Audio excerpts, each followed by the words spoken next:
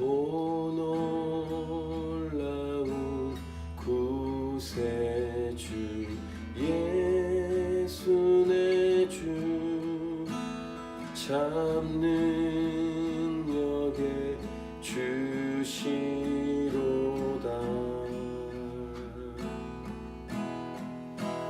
큰 바위 및 안전한 그곳으로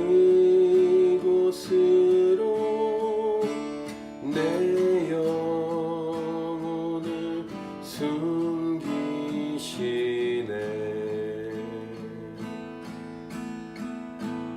내 마른 땅은 종일 걸어가도 나 피곤치 아니하며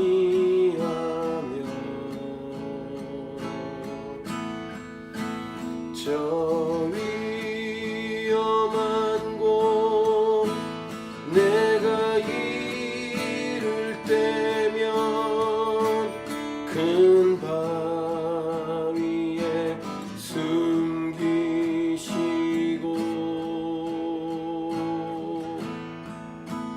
주 손으로 덮으시네.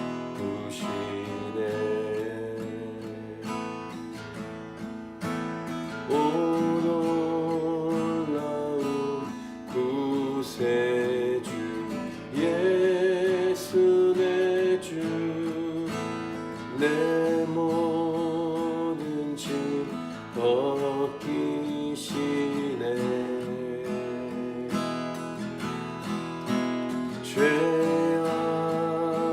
죄악에서 날 끌어올리시며 또 나에게 힘 주시네.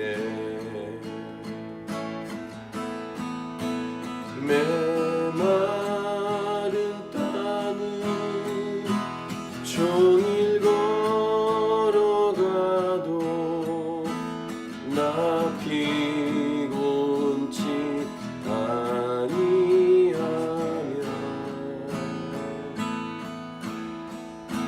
저 위험한 곳 내가 이를 때면 큰 바위에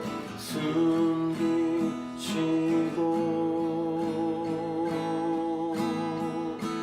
주 손으로 덮으시네.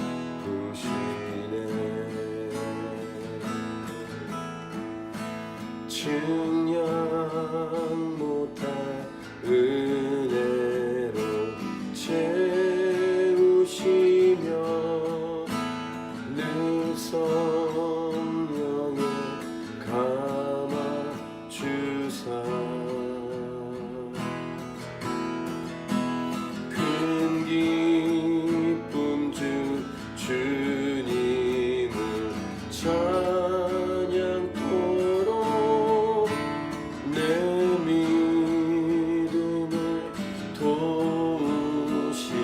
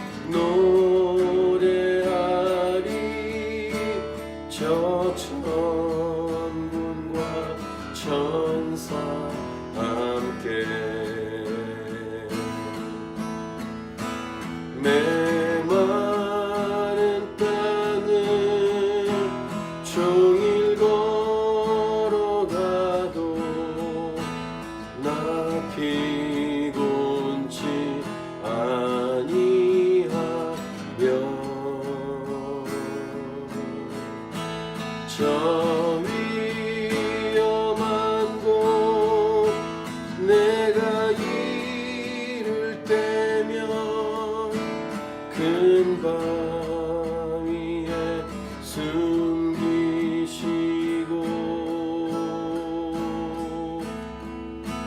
주 손으로 덮으시네.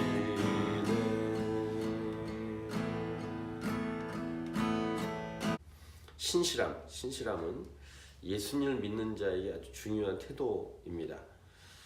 세상에서도 일반 사회에서도 신실하고 충성된 사람에게 감동을 받습니다. 또한 세상에 영향을 주기도 합니다. 특별히 예수님을 믿는다는 것, 예수님을 믿는다는 이 삶은 바로 믿음을 지킨다는 것인데 그 핵심이 바로 신실함이라고 할 수 있겠습니다. 그래서 믿음 또는 신실함은 그 핵심이 지속적인 것입니다. 끝까지 꾸준히 하는 것. 중간에 하다가 이렇게 멈추거나 하다 말고 이런 게 아니라 꾸준히 할 수 있는 태도와 능력을 신실함, 지속성이라고 할 수 있겠습니다. 이러한 꾸준함과 지속성은 이 기독교의 세 가지 중요한 개념, 성경에서 말하는 믿음, 소망, 사랑의 본질과도 연관이 되어 있습니다. 믿음은 당연히 그 믿음이라는 단어 자체에 신실, 충성이라는 단어의 의미가 들어있죠. 직접적인 개념이라 할 수 있고, 소망도 지속적인 것, 꾸준함과 함께 연결됩니다. 바라보는 것이고 꿈을 꾸는 것인데, 소망은 또 기대하는 것인데, 이 기대하면서 기다리는 것, 이런 소망은 소망의 진정성도 신실함과 충성됨이라고 할 수 있겠습니다. 사랑도 마찬가지인데, 오늘 첫 번째 메시지로 정의한다면 사랑이란 감정적으로 반짝하는 것이 아니라 사랑의 지속성도 지속성이 있다고, 진정성도 지속성이 있다고 말할 수 있겠습니다.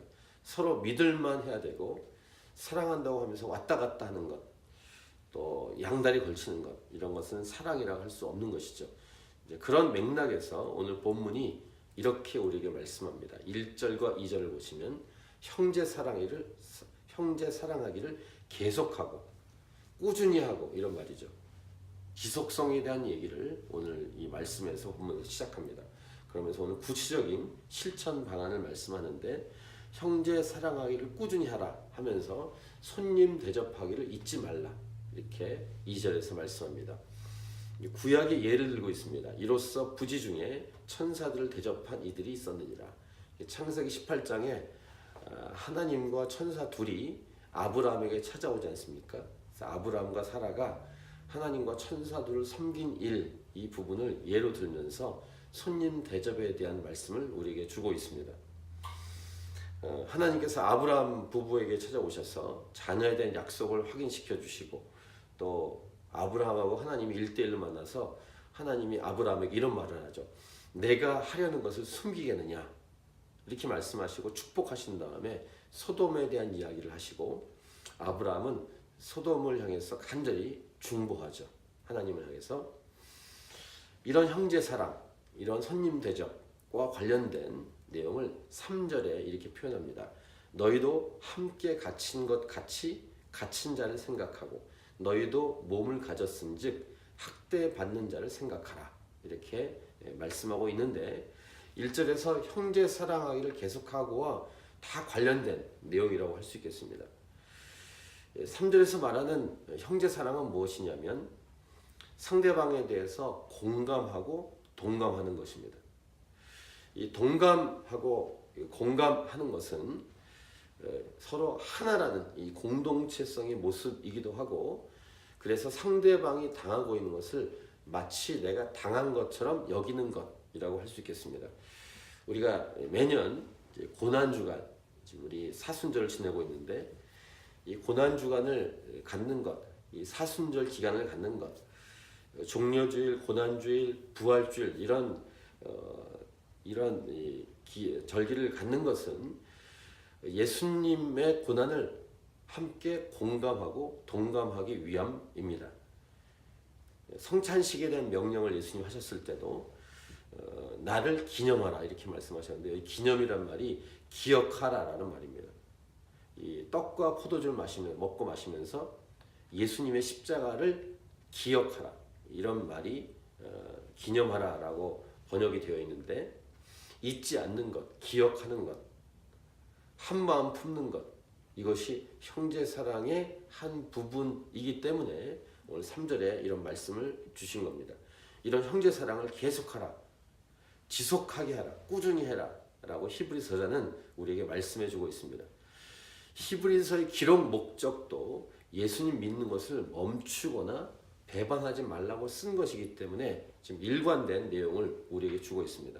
어떤 일이 있어도 믿음을 지속하라, 충성되라, 이런 신실함에 대한 권면과 명령을 주기 위한 이 책이 히브리서라는 사실을 우리가 기억하는 것입니다.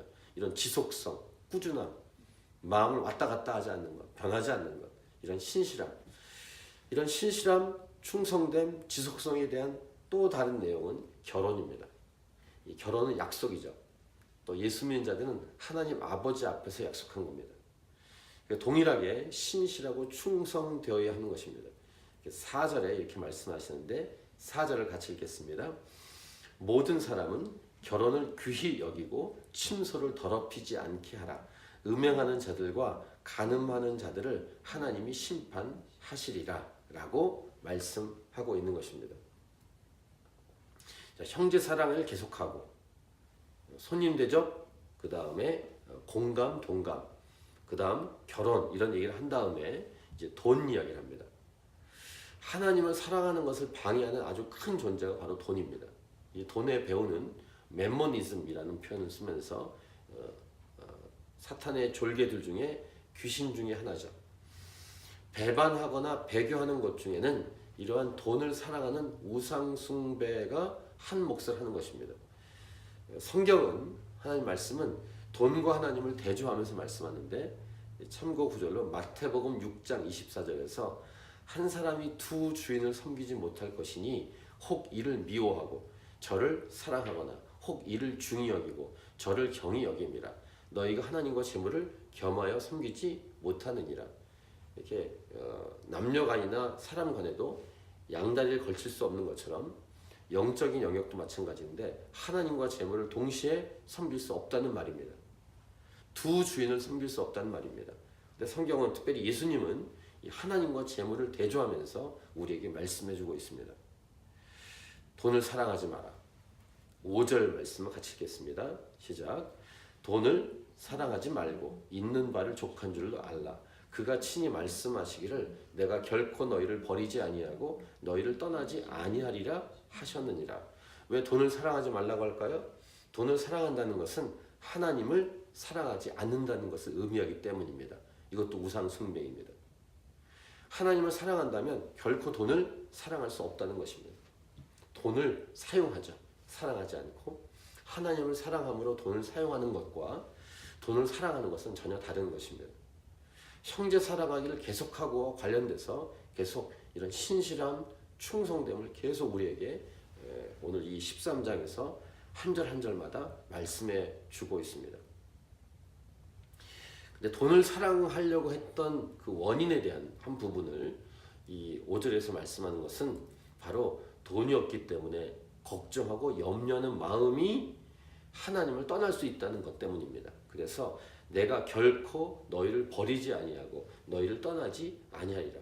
먹고 사는 문제, 돈 문제, 현대인들에게, 인간에게 가장 연약한 부위가 이 부분 아니겠습니까? 걱정이 되는 것이죠. 당장 돈이 없는데, 통장에 돈이 없는데, 수입이 적은데 어떻게 살 것인가, 이런 것 때문에 염려하는 인간, 이 사람을 향해서 히브리서 저자는 내가 결코 너희를 버리지 아니하고 너희를 떠나지 아니하리라. 이것은 신명기 31장 6절의 말씀입니다.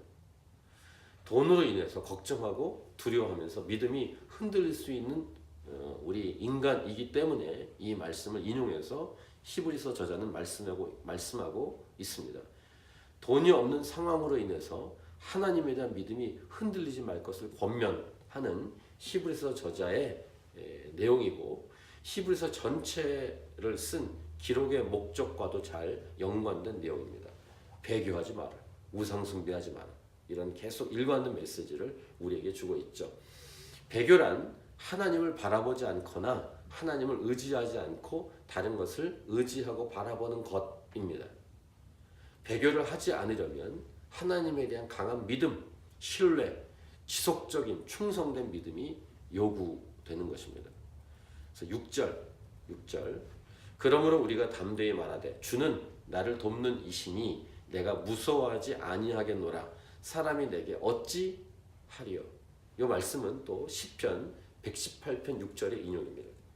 여호와 내 편이시라. 내가 두려워하지 아니하리니 사람이 내게 어찌할까. 이 믿음이 필요합니다. 이 용기가 필요합니다. 여호와는 내 편이시라. 내가 두려워하지 아니하리니 사람이 내게 어찌할까. 어떤 상황, 어떤 조건, 어떤 환경에도 두려워하지 않고 하나님을 굳게 붙잡고 바라보고 의지하라. 계속 신실함에 대한 일관된 내용을 지금 우리에게 말씀해 주고 있습니다. 하나님에 대해서도 신실하고 사람에 대해서 신실하고 계속 그 얘기를 우리에게 주고 있는 것이죠.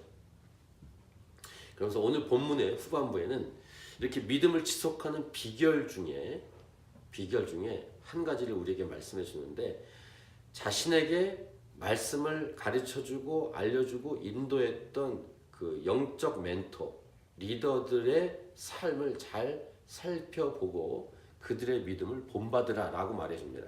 7절 같이 읽겠습니다. 하나님의 말씀을 너희에게 일러주고 너희를 인도하던 자들을 생각하며 그들의 행실의 결말을 주의하여 보고 그들의 믿음을 본받으라. 이것이 믿음을 지속하고 충성될 수 있는 비결 중에 하나이기 때문에 이렇게 우리에게 권면해 주고 있습니다.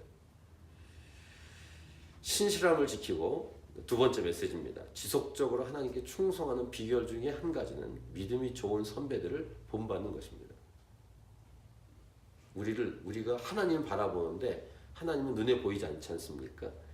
눈에 보이는 좋은 믿음의 선배들을 본받으라. 이런 얘기를 우리에게 해주고 있는 것입니다. 그래서 히브리서 저자는 히브리서 11장에서 우리가 묵상한 믿음장에서 믿음의 선배들을, 성경에 나오는 믿음의 선배들을 열거해 주었죠. 여러분을 축복합니다. 이러한 신실한 좋은 리더들이 여러분 주위에 많이 있기를 바라고, 그래서 우리 한 사람이라는 용어를 많이 썼는데 한 사람이 중요합니다. 캔버라 땅에 믿음의 신실한 한 사람이 있을 때 캔버라에 있는 사람들에게 영향을 줄 수 있습니다. 물론 악한 사람이 악한 영향도 주는데 좋은 사람은 좋은 영향을 주는 것이죠. 한 사람이 믿음을 지키면 다른 사람은 다 엉망으로 가도 한 사람이 꾸준하게 믿음을 신실하게 지키면 결국은 다른 사람에게 영향을 끼치게 되는 것입니다. 동시에 무엇보다 여기 계신 여러분들이 다른 사람에게 믿음의 좋은 본이 될 수 있기를 바랍니다. 특별히 부모이기 때문에 부모는 자녀들에게 좋은 믿음의 본이 되어야 하고, 이렇게 공동체로 모이는 교회, 우리 하나님의 차신 교회 성도들이 다른 사람에게 또 자녀들에게 다음 세대에게 좋은 믿음의 본이 될 수 있기를.